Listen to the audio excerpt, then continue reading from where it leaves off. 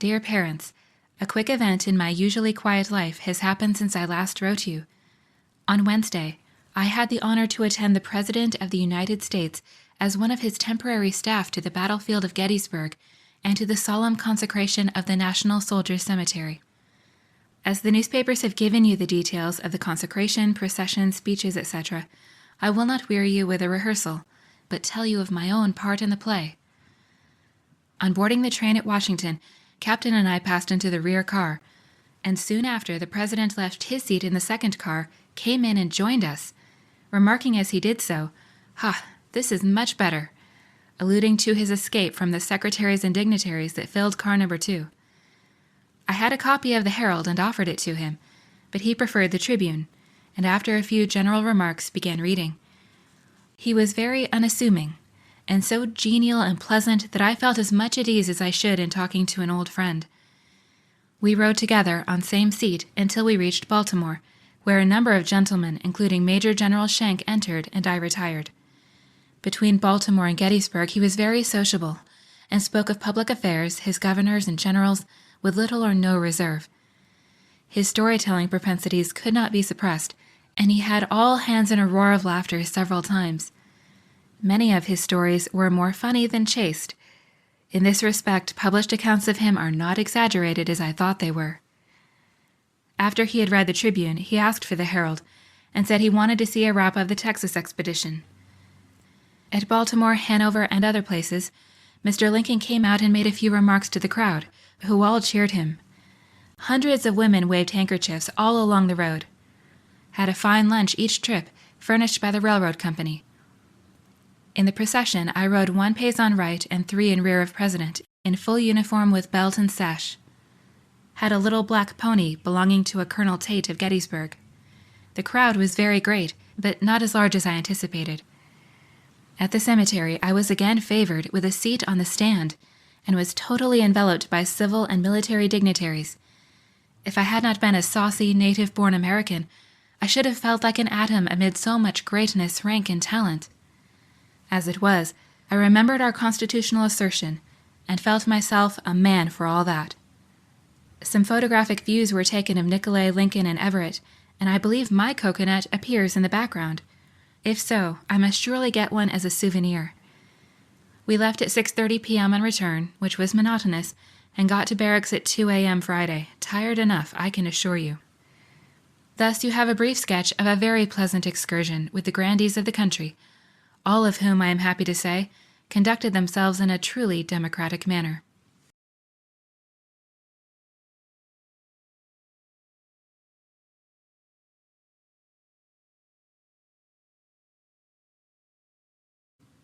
I was a lieutenant of Marines stationed at the headquarters of the Marine Corps in Washington in November 1863, when I received an order to accompany the Marine Band to Gettysburg to take part in the ceremonies attending the dedication of the National Cemetery at that place. Accordingly, on the morning of the 18th of November, we proceeded to the old Baltimore and Ohio Railroad depot near the Capitol, and there found a special train of cars waiting to receive President Lincoln and his party. The locomotive was decorated with flags and streamers and presented a gala appearance. The last car was a kind of president's or director's car, with about 1/3 of the rear partitioned off into a room with the seats around it. And in this room, I found myself seated vis-a-vis to the President. I happened to have bought a New York Herald before leaving, and observing that Mr. Lincoln was without a paper, offered it to him. He took it and thanked me, saying, "I like to see what they say about us," meaning himself and the generals in the field. He read for a little while, and then began to laugh at some wild guesses of the paper about pending movements. He laughed very heartily, and it was pleasant to see his sad face lighted up. He was looking very badly at that particular time, being sallow, sunken-eyed, thin, careworn, and very quiet. At Baltimore, General Schenck, who then commanded that district, and his staff joined us, and soon after the President went forward in the car and seated himself with a party of choice spirits, among whom was Mayor Frederick W. Lincoln of Boston, not a kinsman. They told stories for an hour or so, Mr. Lincoln taking his turn and enjoying it very much. Then, when approaching Hanover Junction, he arose and said, "Gentlemen, this is all very pleasant, but the people will expect me to say something to them tomorrow, and I must give the matter some thought." He then returned to the rear room of the car. I mention this circumstance particularly because of the different versions given by his many biographers of the history of the preparation of his famous address, delivered the next day.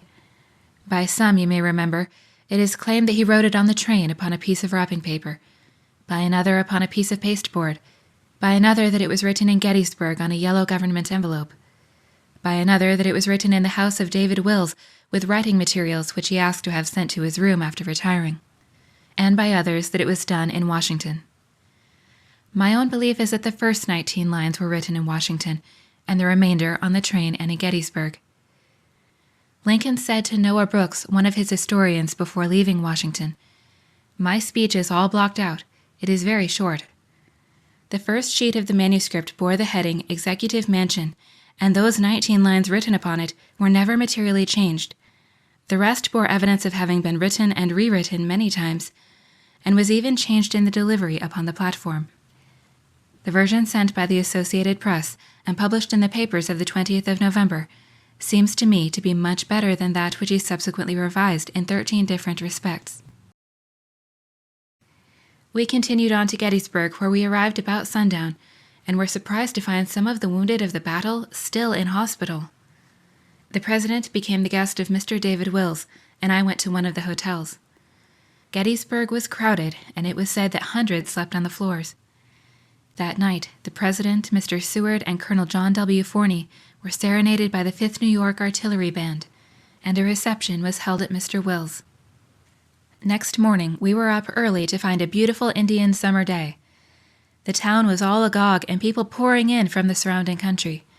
Before 10, we were in the saddle and assembled at the public square for the grand military and civic procession. Mr. Lincoln was mounted upon a young and beautiful chestnut bay horse, the largest in the Cumberland Valley, and his towering figure, surmounted by a high silk hat, made the rest of us look small. The President rode very easily, bowing occasionally to right or left, but it soon became evident that Mr. Seward was not much of a rider. As he went along, his trousers gradually worked up, revealing the tops of his homemade gray socks, of which he was entirely unconscious.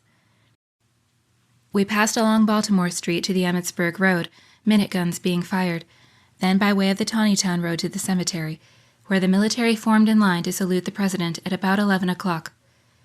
The stand which had been erected was not very large and was soon well filled. Mr. Lincoln sat between Mr. Seward and Mr. Everett, and I was given a seat about 6 or 7 feet distant from them. The military arranged themselves mainly upon the left of the stand, the civilian element in front, and the ladies on the right. There was a vast assemblage of people, estimated at 10,000 men, women, and children, many of whom were of course out of the range of hearing, and many of whom were unavoidably tramping on the newly made graves. When the President appeared on the stand, nearly every hat in the throng was removed. The scene presented that fine morning was one of great grandeur. A full view of the battlefield, with the blue mountains in the distance, was spread out before us, and all about were traces of the fierce conflict. Rifle pits, cut and scarred trees, broken fences, pieces of artillery wagons and harness, scraps of blue and gray clothing, bent canteens, abandoned knapsacks, belts, cartridge boxes, shoes, and caps were still to be seen on nearly every side, a great showing for relic hunters. After the performance of a funeral dirge by the band, an eloquent though rather long prayer was delivered by the chaplain of the U.S. Senate, Dr. Stockton. This was followed by music by the Marine Band, and then Mr. Everett delivered the oration. It was an exceedingly long production, beginning with the custom of the ancient Greeks of burying their dead heroes with public ceremony, continuing with a full history of the campaign of which Gettysburg was the culmination, giving a picture of the result had the battle been a failure, a statement that the rebellion had been planned for 30 years before it came to pass, and an essay upon national affairs, which consumed 2 full hours. Notwithstanding the fame of the speaker, the audience became tired and impatient. Mr. Everett apparently regarded the occasion as one of the most notable of his life, and had written and rehearsed every word of that long address. His periods were polished, his diction graceful, and his language classical, but his great effort is forgotten. The Baltimore Glee Club then sang an ode written for the occasion by Commissioner B.B. French of Washington, and Lincoln arose. He was dressed as usual in a black frock coat with turn-down shirt collar, and held in his hand only 2 or 3 sheets of paper. He began in a slow, solemn, and deliberate manner, emphasizing nearly every word, and in 2 minutes sat down. To the surprise of his auditors, the address which has become of world renown was finished. Its full import was not comprehended, and it was received with faint applause. Lincoln thought that he had scored a failure, and it was not for weeks afterward that it began to dawn upon the minds of his countrymen that in his simple wisdom and eloquence something had been said which would live forever. Another dirge and the benediction by the Reverend Dr. H. L. Bauer succeeded, and then at 2 p.m. the assemblage was dismissed.